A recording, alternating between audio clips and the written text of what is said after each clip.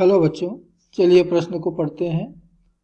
यदि तेज प्रकाश के परावर्तन के कारण एक आभासी प्रतिबिंब बने और इस प्रतिबिंब के स्थान पर कागज का एक टुकड़ा रख दिया जाए तो क्या यह इस प्रकाश के कारण गर्म हो सकता है? यदि परावर्तन के बाद वास्तविक प्रतिबिंब बने और इस प्रतिबिंब के पास कागज का एक टुकड़ा रख दिया जाए तो क्या यह इस प्रकाश के कारण गर्म हो सकता है? तो इस प्रश्न के लिए जो मूल अवधारणा है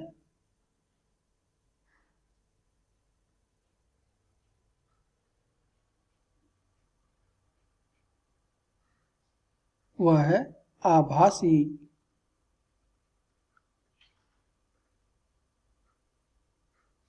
एवं वास्तविक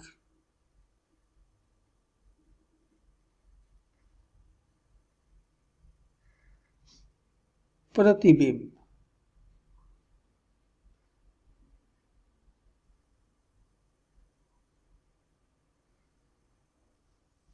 तो चाहे प्रतिबिंब परावर्तन की क्रिया से बने या अपवर्तन की क्रिया से, ये जो आभासी और वास्तविक प्रतिबिंब है इनकी गुण, इनकी प्रॉपर्टी एक जैसे ही होते हैं। आभासी प्रतिबिंबों की गुणों में आपने पढ़ा है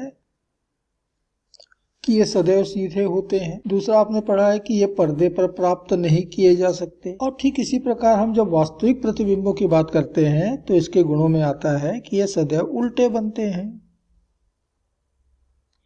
और दूसरा आता है कि इन्हें पर्दे पर प्राप्त किया जा सकता है। तो मैं इस दूसरे गुण पे आता हूँ। आभासी प्रतिबिंबों को पर्दे पर प्राप्त नहीं किया जा सकता, अर्थात जहाँ प्रतिबिंब बना है वहाँ हम कोई पर्दा रखें तो पर्दे पर हमें कोई प्रतिबिंब दिखाई नहीं देगा। किंतु जहाँ वास्तविक प्रतिबिंब बना हुआ है, यदि हम वहाँ पर एक पर्दा रखें तो उस पर्दे पर आपको प्रतिबिंब बनता हुआ दिखाई देगा। इसके पीछे जो कारण है बस वही इस प्रश्न का उत्तर है। तो कारण है कि जहाँ आभासी प्रतिबिंब बन रहा है वहाँ वास्तव में प्रकाश किरणें पहुंचती ही नहीं, और जहाँ वास्तविक प्रतिबिंब बनता है वहाँ प्रकाश किरणें वास्तव में पहुंचते हैं। तो जो प्रकाश किरणें वहां पहुंच रहे हैं वही पर्दे पर प्रतिबिंब बना देते हैं, और यहाँ तो प्रकाश पहुंचता ही नहीं आभासी प्रतिबिंब की स्थिति में, और इसलिए पर्दे पर कोई प्रतिबिंब नहीं बनता है। नहीं, आभासी प्रतिबिंब को हम पर्दे पर प्राप्त नहीं कर सकते। ये बात हम नीचे चित्रों के माध्यम से समझ सकते हैं। तो मान लीजिए कि M एक समतल दर्पण है और उसके सामने एक वस्तु रखा हुआ है O। तो वस्तु O से दर्पण पर दो किरणें आपतित हुई, OA और OB। जैसे कि चित्र में दिखाया गया है, A पर आपतित किरण AC दिशा में और B पर आपतित किरण BD दिशा में मुड़ गई।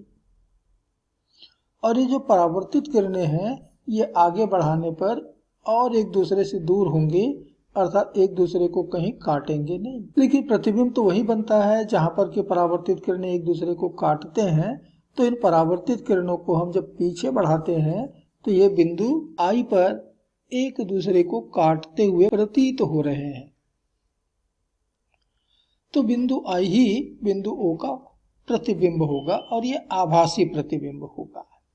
तो आप देख रहे हैं कि यहाँ पर प्रतिबिंब की स्थिति पर वास्तव में कोई प्रकाश किरणें तो पहुंची ही नहीं, और इसलिए यदि मैं यहाँ पर कागज का एक टुकड़ा रख दूं तो कागज के टुकड़े पर तो कोई प्रकाश गिर ही नहीं रहा है, कोई प्रकाश आपतित ही नहीं हो रहा है, और इसलिए इसके गर्म होने का तो कोई प्रश्न ही नहीं उठता। और इसलिए पहले केस में, अर्थात आभासी प्रतिबिंब की स्थिति में, यदि हम वहां कागज का एक टुकड़ा रखते हैं तो वह टुकड़ा गर्म नहीं हो सकता। तो ये हमारा कागज का टुकड़ा। तो जवाब आया कि कागज का टुकड़ा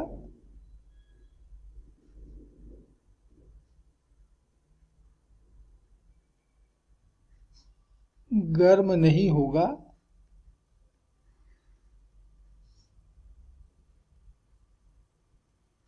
क्योंकि कागज पर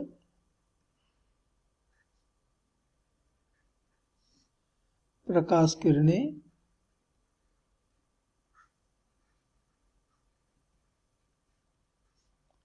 आपतित नहीं होते।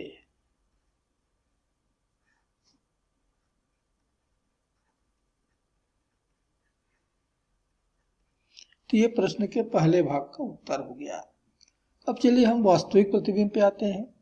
अभी जैसे मैंने आपको बताया कि वास्तविक प्रतिबिंब को पर्दे पर प्राप्त किया जा सकता है क्योंकि प्रतिबिंब की स्थिति में किरणें वास्तव में पहुंचती हैं।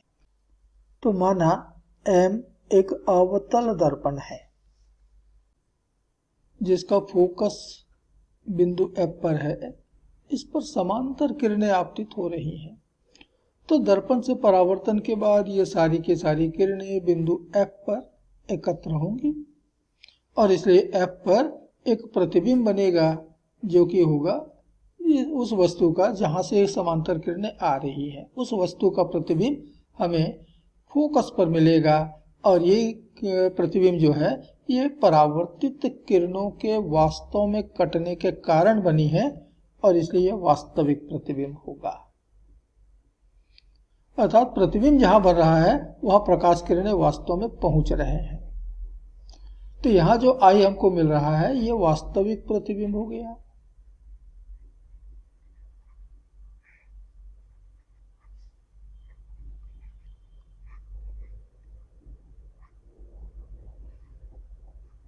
अब यदि मैं यहां पर कोई कागज का टुकड़ा रख दूं तो इस कागज के टुकड़े पर तो प्रकाश किरणें आपतित तो हो रही हैं और इसलिए इस प्रकाश के कारण कागज का टुकड़ा गर्म होगा। तो प्रतिबिंब की स्थिति पर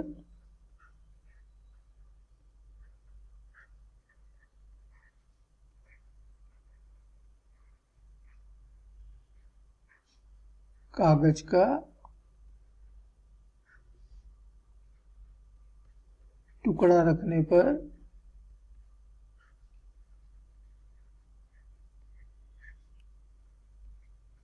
वह प्रकाश से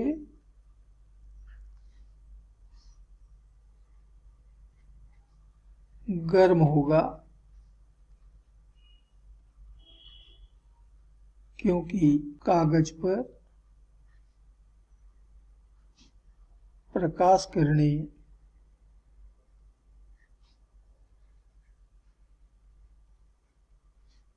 आपतित हो रहे हैं।